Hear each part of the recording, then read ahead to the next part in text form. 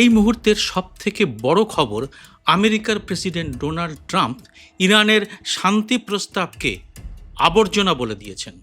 Trump বলেছেন যুদ্ধবিরতি এখন ম্যাসিভ লাইফ সাপোর্টে আছে, মানে মেশিনের সাহায্যে কোনো মতে বেঁচে আছে। সোমবার সকালেই ট্রাম্প প্রশাসন নতুন নিষেধাজ্ঞা জারি করেছে। এই নিষেধাজ্ঞা 11টি কোম্পানি এবং ব্যক্তির বিরুদ্ধে যারা চীনে ইরানি তেল পাঠাচ্ছিল।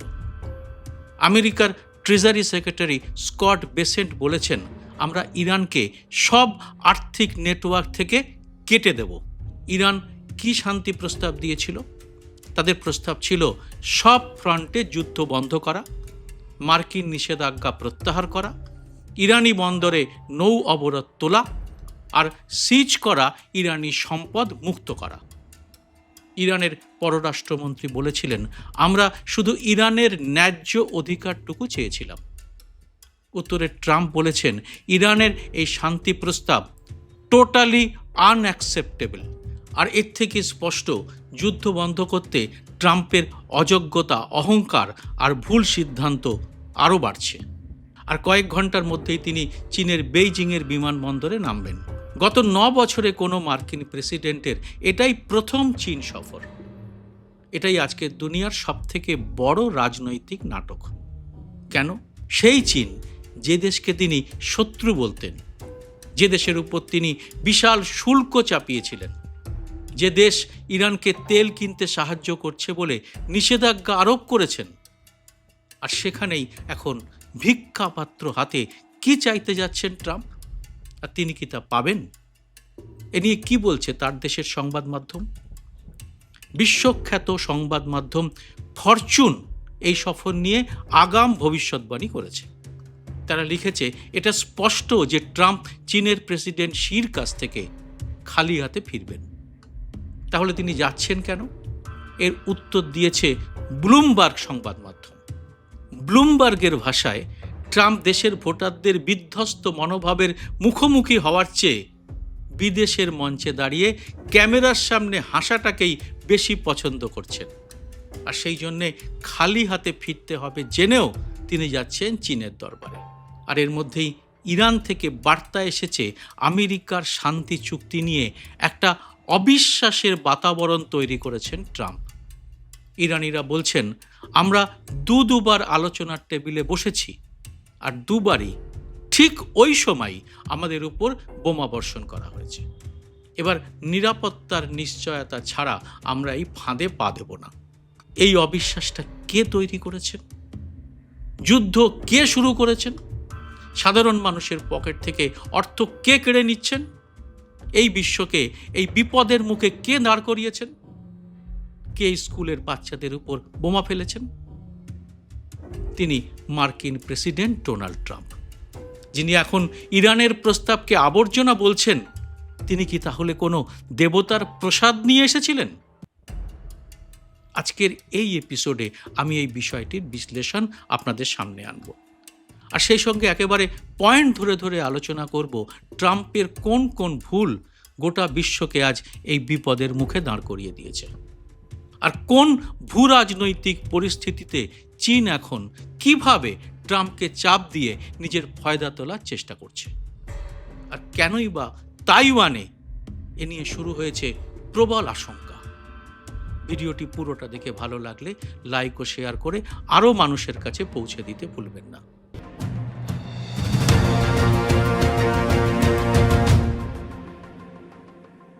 নমস্কার, সবাইকে স্বাগত। আমি সুব্রত বসু।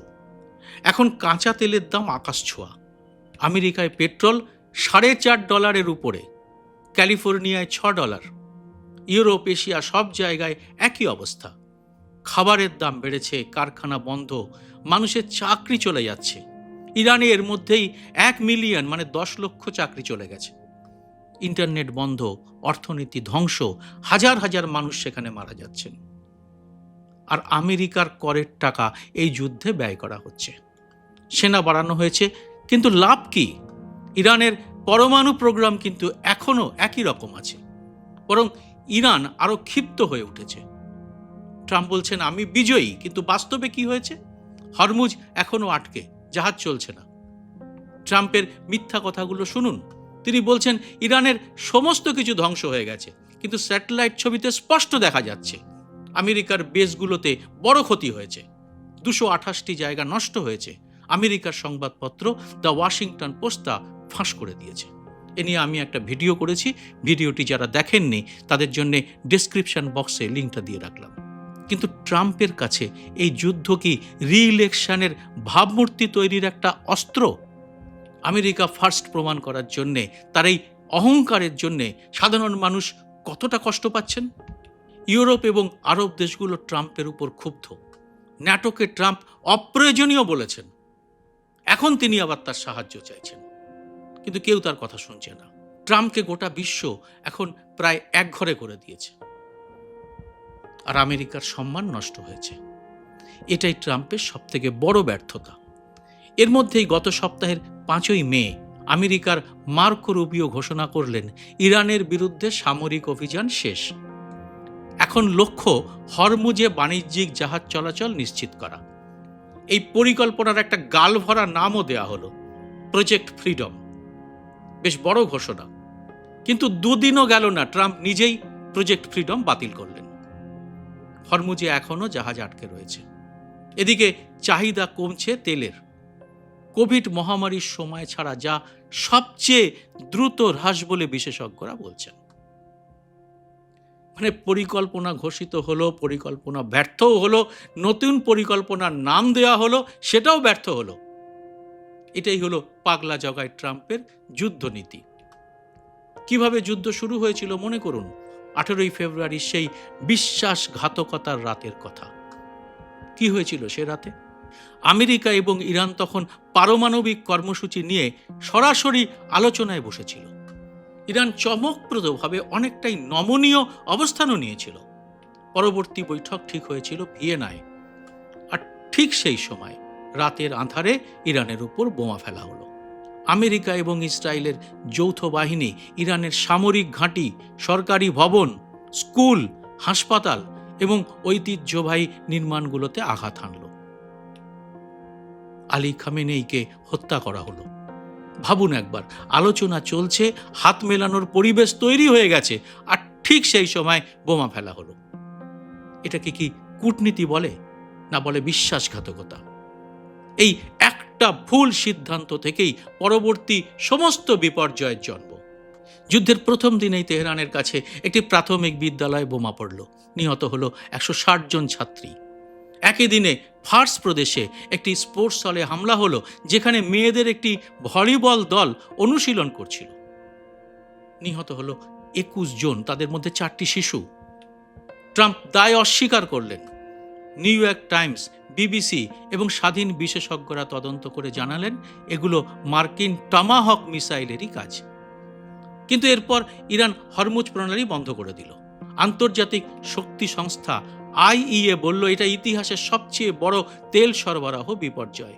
কাতারের লাস লাফান এলএনজি কমপ্লেক্সের হামলায় কাতারের গ্যাস উৎপাদনের 17% কমে গেল। এই ক্ষতি মেরামতে লাগবে 3 থেকে 5 বছর। এই যুদ্ধে আমেরিকানদের কতটা ক্ষতি হচ্ছে একটা সমীক্ষায় তা সামনে এসেছে। তাতে দেখা যাচ্ছে আমেরিকার সাধারণ পরিবার গড়ে $284 বেশি খরচ করছে শুধু পেট্রোল ডিজেল কিনতে। বিশ্বের তেলের দাম এখন ব্যারেল প্রতি $104 ছাড়িয়ে গেছে। এবার আমরা আসবো ট্রাম্পের 5টি ভুলের কথায়। গত 2.5 মাসে কি ঘটেছে সেটা একটু সাজিয়ে দেখুন। একজন নেতা কিভাবে একের পর এক ভুল করে যেতে পারেন, এগুলোই তার সবথেকে বড় উদাহরণ। ভুল 1, বিশেষজ্ঞরা বলছেন ট্রাম্প ভেবেছিলেন তিনি দ্রুত এবং সহজে জয়টা পেয়ে যাবেন। ইরানকে কয়েকটা বোমা ফেলেই ভেঙে দেবেন, তারপর বিজয়ীর বেশে চীনের বেজিংয়ে যাবেন। চীনের এক কূটনৈতিক বিশেষজ্ঞ বলেছেন ট্রাম্প সম্ভবত বেজিং সফর পিছিয়েছিলেন কারণ তিনি ইরানে দ্রুত জয়ের লিভারেজ নিয়ে যেতে চেয়েছিলেন। কিন্তু এখন ইরান যুদ্ধে তিনি হারতে চলেছেন, আর তাই এখন ফের হুমকিতে ফিরেছেন, আর দ্বারস্থ হচ্ছেন চীনের কাছে। কারণ ইরান সমস্যার সমাধান চীনের কাছেই আছে। ভুল 2, লেবাননকে বাদ দিয়ে চুক্তি করা। যুদ্ধবিরতির মুহূর্তেই ইসরায়েল লেবাননে হামলা শুরু করলো। ট্রাম্প বললেন লেবানন চুক্তির বাইরে। মধ্যপ্রাচ্যের যে কেউ জানেন লেবাননকে বাদ দিলে সেই চুক্তি ইরান মানবেই না, কারণ হিজবুল্লাহ ইরানেরই অস্ত্র। ট্রাম্প সেটা বুঝলেন না বা বুঝতে চাইলেন না। ইসরায়েলকে খুশি করতে গিয়ে তিনি পুরো চুক্তিটাই ভেস্তে দিলেন। বলতেন প্রজেক্ট ফ্রিডম নামের যুদ্ধের প্রহসন করে তিনি দুনিয়াকে চমকাতে গিয়ে নিজেই হাসির পাত্র হলেন। হরমুজে জাহাজ চলাচল নিশ্চিত করতে সামরিক এসকর্টের পরিকল্পনা ঘোষণা করা হলো, আর দুদিনের মধ্যেই ট্রাম্প সেটা বাতিলও করে দিলেন। মাত্র দুদিন। একটি পরিকল্পনা ঘোষণা করে দুদিনেই তা বাতিল করলেন আমাদের পাগলা জগাই। এটাই ট্রাম্পের দুর্বলতা। আর এই দুর্বলতা শি জিনপিং দেখছেন মনোযোগ দিয়ে। ভুল 4, চীনকে চাপ দিতে দিতে চীনের মুখাপেক্ষী হয়ে পড়েছেন ট্রাম্প। ফরচুন ম্যাগাজিনের বিশ্লেষক লিখেছেন, ট্রাম্প মনে করছেন তিনি লিভারেজ নিয়ে বেজিংয়ে যাচ্ছেন, কিন্তু চীন গত 6 বছর ধরে নিশ্চিত করেছে যাতে ট্রাম্পের কোনো লিভারেজ না থাকে। আমেরিকার অস্ত্রের মজুদ ভান্ডার রাশিয়া ও ইউক্রেন যুদ্ধে এবং ইরান যুদ্ধে কার্যত শেষ হয়ে গেছে। সেই মজুদ পূরণ করতে বেইজিংয়ের সাহায্য দরকার। বিশ্বের নতুন নিয়ম তাই এখন লেখা হচ্ছে চীনের বেজিংয়েই। ভুল 5, বিশ্বে আমেরিকার ভাবমূর্তি ধ্বংস করেছেন ট্রাম্প। সম্প্রতি প্রকাশিত ডেমোক্রেসি পারসেপশন ইন্ডেক্স বলছে 2 বছর আগে বিশ্বে আমেরিকার ভাবমূর্তির পরিমাণ ছিল +22%। এখন সেটা -16% নেমে এসেছে। আর চীনের ভাবমূর্তি এখন +7% বেড়েছে। ভাবুন, মাত্র 2 বছরে 38 পয়েন্টের পতন। তাহলে খেলা কি এখন শি জিনপিং এর হাতে? মধ্যপ্রাচ্য ইনস্টিটিউটের বিশেষজ্ঞ জন ক্যালাব্রেস লিখেছেন, চীন এই সংকটকে ব্যবহার করছে নিজেদের দায়িত্বশীল বিশ্বশক্তি হিসেবে তুলে ধরতে। চীনা কর্মকর্তারা বলছেন তারা কড়া সমালোচনা করেছেন আমেরিকার এই সামরিক অভিযানের, আর উল্টো দিকে আমেরিকা যেভাবে হাত থেকে একের পর এক তাস ফেলে দিয়েছে তাতে লাভবান হয়েছে চীন। কিরকম? চীন ইতিমধ্যে আফ্রিকার 53টি দেশ থেকে আমদানিতে শুল্ক শূন্য করে দিয়েছে। ইউরোপীয়রা চীনে এখন ভিসামুক্ত ভ্রমণ করতে পারে। ভারতেও চীনা বিনিয়োগের পরিমাণ বেড়েছে। চীনের ডিপসিক এআই বিনামূল্যে উন্মুক্ত করা হয়েছে। মানে চীন দরজা খুলছে আর আমেরিকা দেওয়াল তুলছে। এবার ট্রাম্পের দাবি এবং তার বাস্তবতা নিয়ে একটু আলোচনা করা যাক। ট্রাম্প বলছেন, আমি বেইজিং সফরের অপেক্ষায় আছি। আলোচনায় থাকবে তাইওয়ান, জ্বালানি আর সুন্দর দেশ ইরান। শি জিনপিং এর সঙ্গে আমার দারুণ সম্পর্ক। আন্তর্জাতিক সম্পর্ক বিশেষজ্ঞ মীরা র্যাপ হুপার বলেছেন, কৃষিপণ্য, বোয়িং বিমান এসব হয়তো হবে, কিন্তু এগুলো নিতান্ত সাধারণ চুক্তি। কোনো বড় চুক্তির লক্ষণ এই সফরে নেই। আর এক বিশেষজ্ঞ ক্রেইগ সিঙ্গেলটন বলেছেন, সম্ভাব্য চুক্তি হবে বিনস, বোয়িং আর একটা বোর্ড অফ ট্রেড। কোনো যুগান্তকারী সাফল্য আনতে পারবেন না ট্রাম্প। সিআরএফ এর বিশেষজ্ঞরা বলছেন 2017 সালে ট্রাম্পের প্রথম চীন সফরে পশ্চিম ভার্জিনিয়ায় $83.7 বিলিয়ন একটা বিনিয়োগ চুক্তির ঘোষণা হয়েছিল। সেই রাজ্যের পুরো জিডিপি ওই পরিমাণ নয়, আর সেই চুক্তি কখনো পূরণ হয়নি। মানে পুরোটাই ছিল জুমলা, দেশের ভোটারদের ঠকানো। আর এবারে আলোচনা হবে তাইওয়ান সমস্যা নিয়ে। আর এটা নিয়েই তাইওয়ানের এখন সব থেকে বেশি উদ্বেগ।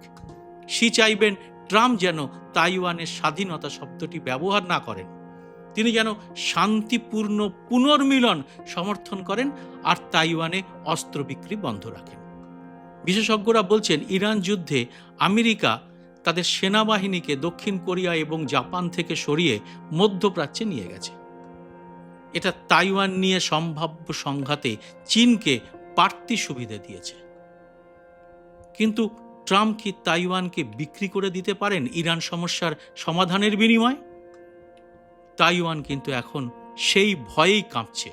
ফুদান বিশ্ববিদ্যালয়ের পরিচালক বিশেষজ্ঞ বলেছেন, আমরা প্রথমে চিন্তিত ছিলাম এর মধ্যে যদি ইরান যুদ্ধে হেরে যায় তাহলে সমস্যা তৈরি হবে, কিন্তু বর্তমান পরিস্থিতিতে একটি প্রশ্ন দিয়ে আজকের এই এপিসোডটি শেষ করব। ক্যামেরার সামনে হাসিতে বা জুমলায় কি যুদ্ধ থামে? মৃতরা কি ফিরে আসে? আর সেটাই কি হতে চলেছে ট্রাম্পের এই চীন সফরে? জবাব দেবেন আপনারা কমেন্ট বক্সে। জয় হিন্দ, সত্যমেব জয়তে।